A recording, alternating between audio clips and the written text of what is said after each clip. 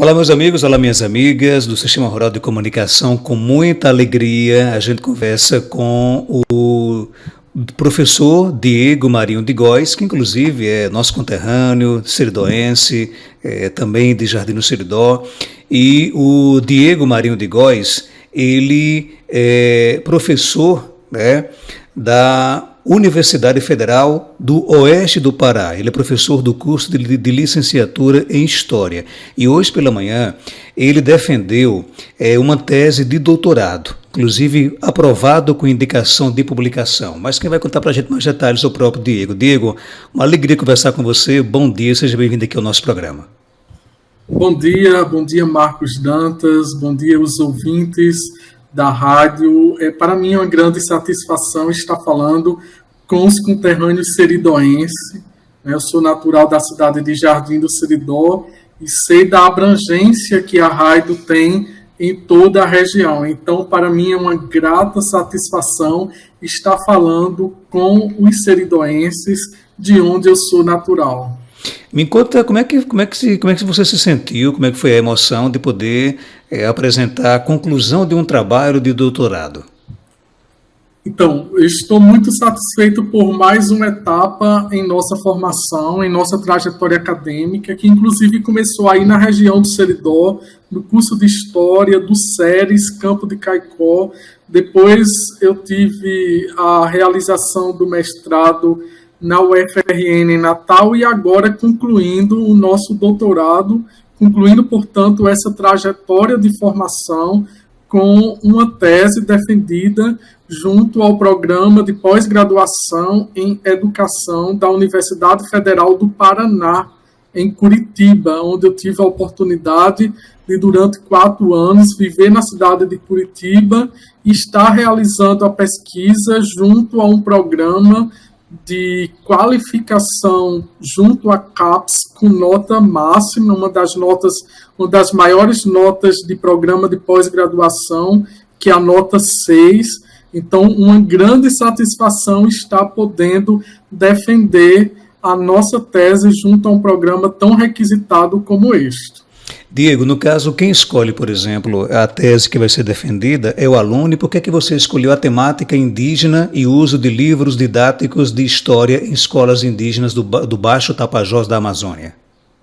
Exatamente. A escolha dos nossos objetos de estudo, ela é fruto dos nossos lugares sociais, do nosso lugar social. Então, desde 2014, eu vim para a Amazônia ao ser aprovado como professor efetivo do curso de História na UFOPA. E, exatamente por ter diversos alunos indígenas, como alunos, como bolsistas, eles me convidaram a visitar as aldeias. Então, eu que sou seridoense, que tinha pouquíssimo contato com a cultura indígena, ao vir para a Amazônia brasileira, tive a oportunidade de ter alunos indígenas em minha sala de aula, no curso de História. E durante esse processo, essa minha permanência aqui, os alunos me convidavam para conhecer as aldeias indígenas do Baixo Tapajós. E em muitas dessas viagens, eu fui conhecendo a realidade das escolas indígenas. E isso era muito diferenciado da minha experiência vivida no Seridó, e surge então aí, a partir desse contato social com os alunos, visitando as aldeias, que surgiu então o interesse de querer pesquisar os livros didáticos de história sendo utilizados nessas escolas indígenas do Baixo Tapajós. Eu já conheci os livros didáticos, né, que é aquele livro que a gente utiliza em nossa trajetória escolar, mas a ideia era ver como, na realidade indígena, esse livro era utilizado no cotidiano escolar. Então, foi aí que surgiu, então, o nosso interesse. Agora, são os mesmos livros didáticos que se usam, por exemplo, em outras escolas, também são os mesmos aplicados nas escolas indígenas? Sim. Na realidade em que foi pesquisada, os mesmos livros didáticos que nós chamamos de convencionais, né, que são livros que são adquiridos pelo governo a partir do PNLD, que é o Plano Nacional, o Programa Nacional do Livro Didático. Esses livros são adquiridos sendo os mesmos que a gente estuda na realidade nacional. E, portanto, eu já sabia dos limites que estes livros têm ao tratar da temática indígena, né? Então, a ideia era, a partir dos limites que esses livros didáticos apresentam, como que eles poderiam ou podem e são utilizados nas escolas indígenas. Claro, você deixou bem claro que são os mesmos livros. Agora, os efeitos nos alunos são diferentes, por exemplo? Os livros acabavam tendo efeito diferente nos índios, por exemplo? Então, uma das minhas entrevistas que eu pude realizar com as professoras, e foi relatado o seguinte, um depoimento que inclusive virou o título de um dos capítulos da tese, onde estava o índio nesse momento da história? Isso foi uma pergunta feita por um aluno indígena a uma professora indígena durante a aula, e que me levou a enxergar, né, e desenvolver um capítulo específico para tratar desta questão. Ou seja, os alunos acabam, ao observar a temática indígena nesses livros didáticos, que eles não se encontram nessa história. É claro que a gente já tem muita mudança na forma como o livro aparece nos livros, a forma como o indígena aparece nos livros didáticos, mas ainda existem limitações. Dentre elas, é a constatação de que, sobretudo no tempo presente, quando a gente chega mais na história contemporânea, há como que um desaparecimento da presença indígena na história ensinada. E agora, isso eles não se encontram na história, porque a história que os livros didáticos nos contam sobre os índios, ela é contada de forma não correta nesse caso?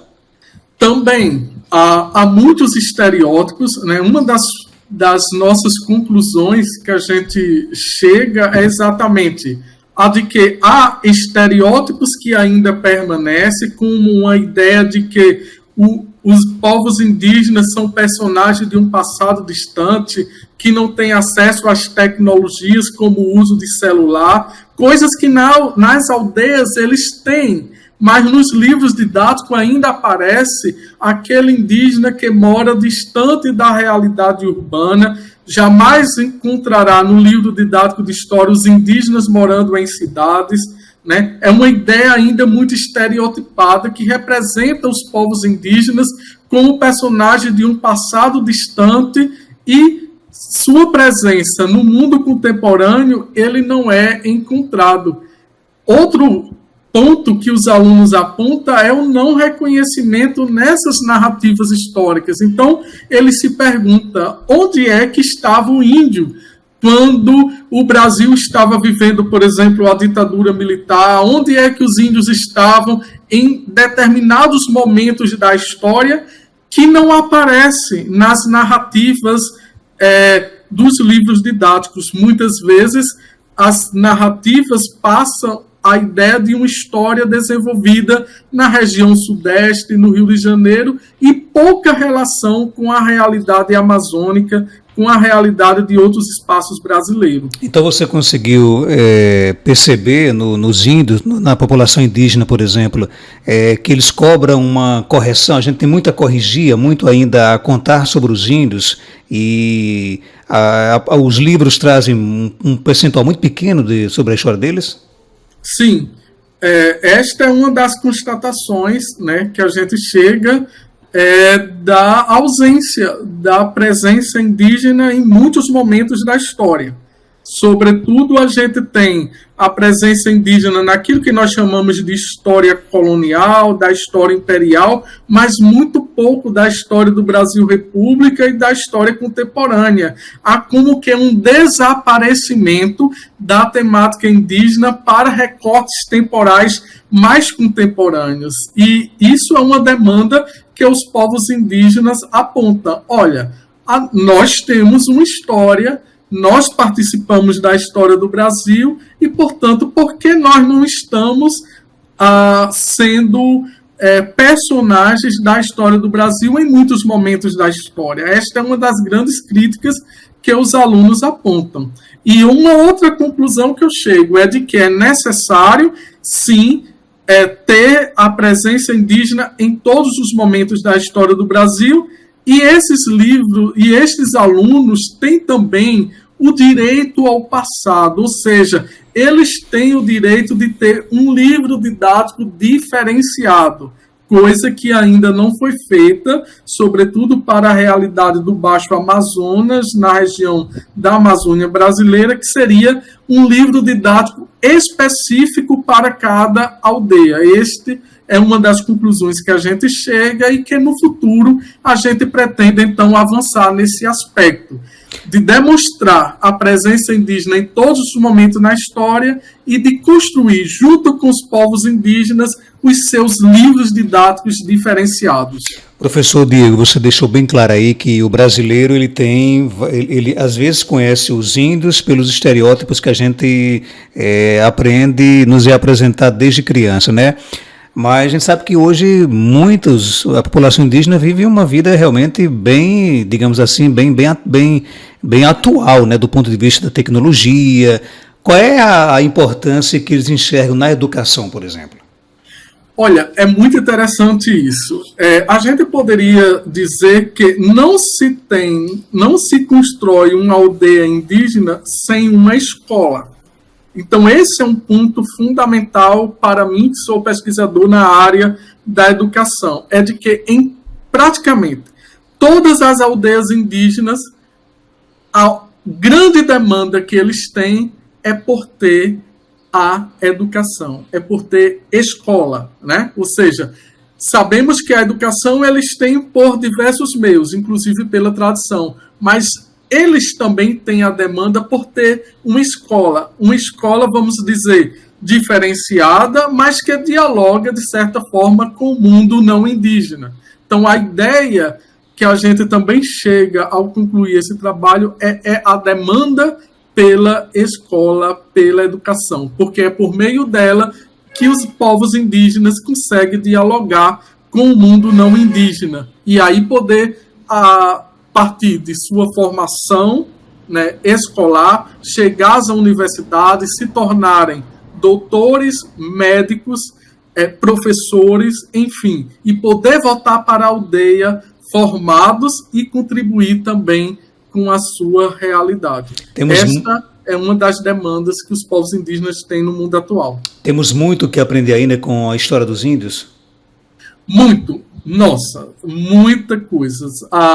Já tivemos alguns avanços sobre os saberes indígenas, mas ainda temos muito a aprender. Inclusive a aprender a forma como os povos indígenas encaram a escola, os seus objetivos, como eles encaram a própria história, como eles se relacionam com a história enquanto conhecimento e de quanto isso é importante, né? Sobretudo no mundo contemporâneo, você pode acompanhar, em termos de Brasil, a votação de um chamado marco temporal que está junto ao STF, no qual há uma proposta de que os povos indígenas no Brasil teriam direito à sua terra a partir da Constituição de 1888, como que os povos indígenas estivessem nessas terras apenas a partir de 1988, quando foi criada a Constituição. Ou seja,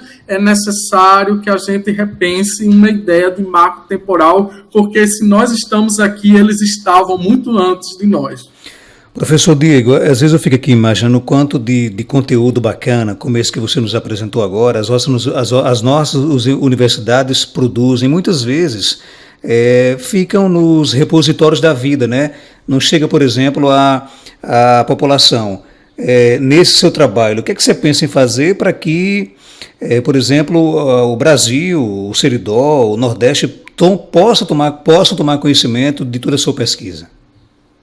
Esse é um ponto fundamental, né? Ou seja, e a banca hoje na avaliação chegou à conclusão da importância da nossa tese e indicou para publicação. Eu acho que é um ponto essencial, seria esse, né, de que os trabalhos possam ser publicados, socializados e lidos, e assim a gente tomar conhecimento sobre o cotidiano dessas escolas, o que pensam as professoras que estão em escola diferenciado, né, para que a gente saia do nosso mundo e encare o mundo, né, em sua complexidade e diversidade. Então, eu acredito que este é um ponto importante, né, seria a publicação, fazer circular esses saberes, que são saberes indígenas, e também, né, a questão da própria demanda social, né? O meu passo agora a ser dado aqui na universidade é poder socializar esse saber que é realizado nas aldeias e que a gente possa, então, socializar e ter e divulgar, né, a forma como eles querem que apareça e que seja ensinada a história para eles. Você sabe que Serdoense tem a mania de querer saber as semelhanças que existem da nossa região com as outras regiões. Existe alguma semelhança aqui do Seridó com as aldeias indígenas, com os costumes e cultura ou não? Olha, são mundos muito diferentes, né? Assim, o mundo semiárido nordestino e quando eu cheguei aqui na Amazônia brasileira, no estado do Pará, eu fiquei como que bestializado com a quantidade de águas, né?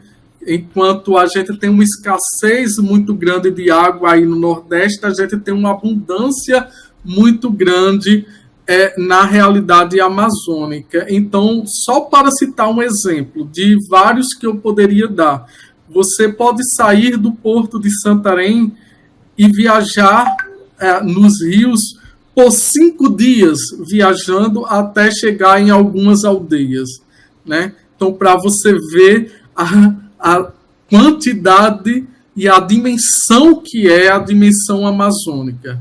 Isso levando em consideração apenas esse aspecto da água, mas levando em consideração a outros aspectos culturais, a gente também encara, eu sempre procuro, né, fazer essa associação, comparando o que é que a gente tem aí, que não tem aqui. Algumas coisas a gente consegue detectar semelhança e outras são diferenças bem grandes. Diferença do próprio ritmo do tempo, né, de quanto é distante chegar a essas aldeias.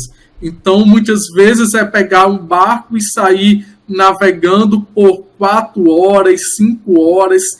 As mais próximas estariam nesta dimensão de tempo, né? Então, isso é uma realidade muito diferente da nossa realidade seridoense, onde o meio de transporte mais comum seria o uso dos carros como meio de transporte.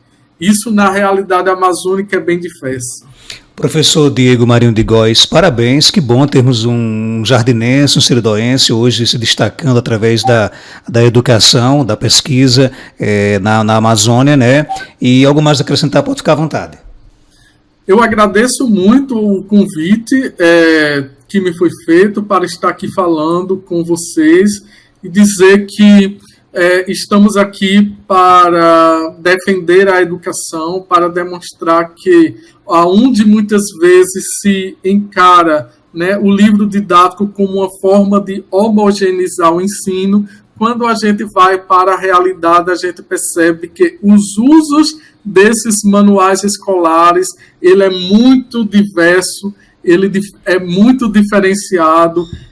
O livro ele é apropriado para diversas outras formas, então não existe uma ideia única de educação, existem múltiplas diversas, e os povos indígenas estão aí para nos ensinar a sua forma de encarar a educação.